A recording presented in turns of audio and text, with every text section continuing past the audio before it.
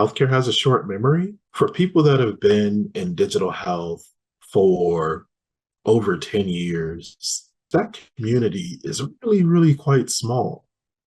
And I think people that have been in this sector for that long have seen the same mistakes being repeated over and over and over again. And I think one of the frustrating things when you've been in this sector for that long is you don't understand that there is no institutional knowledge for this sector and for this industry. And whether it's, there are very few journalists that are still around. This is why people pay attention to, Brian Dolan, who does exits and outcomes, because he was back at the kind of health 2.0 era, looking at the sector.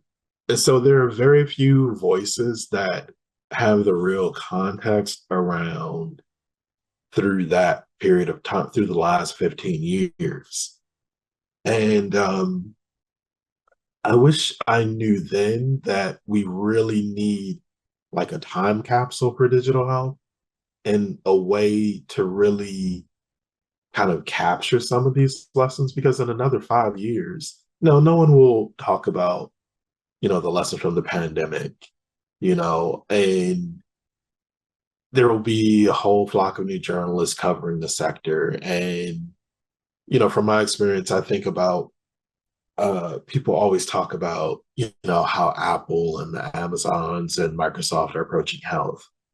And from my experience, I always take that with a grain of salt, because healthcare has taught us repeatedly, time and time again, you can throw billions at a problem and it will not solve it.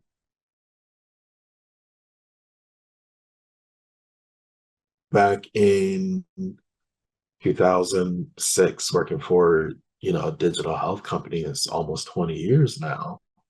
I remember we had this product. It was for a personalized health record, right? And at the time, Microsoft also had a personal health record product called Health Vault.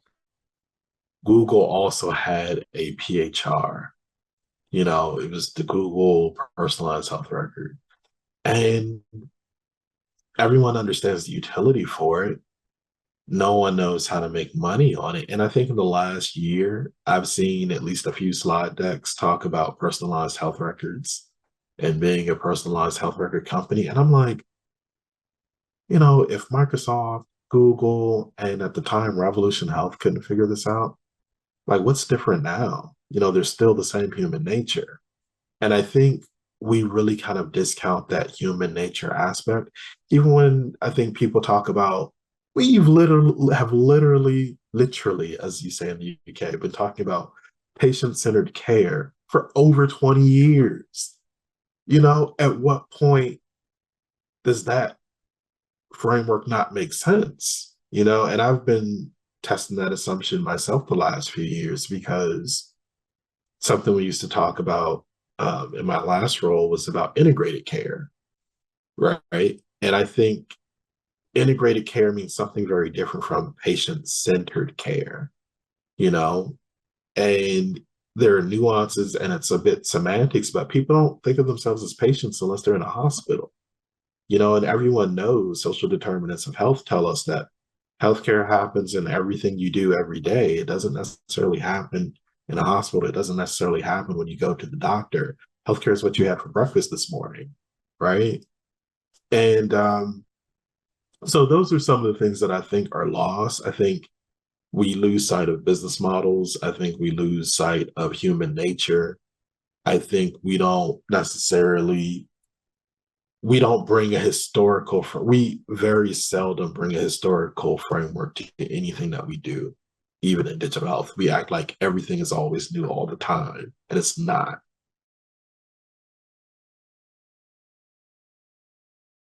I have a little bit more information now on the financial side, because I can see bank balances, and I can see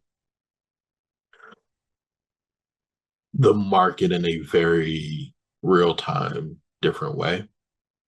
And so I think I have a little bit of an X-ray vision now, right? Because I can understand a bit if the marketing fits, if it doesn't fit. I think I see companies beyond their logos, essentially.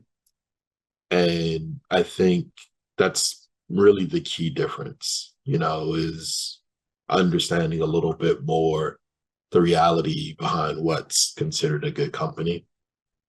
Um, you know, and I think on the pharma side, when we were, the majority of the companies that we invested in were pretty much early stage. So thinking about actual revenues, I think there were companies in the pandemic that were even kind of pre-Series A companies that were generating revenue, but that revenue story wasn't as important to the actual kind of technology. I think in the bank, it's very different, especially looking at growth stage companies, and companies that are after that Series B, Series C, very different dynamics, in terms of expectations for top line revenue generation, for growth, etc.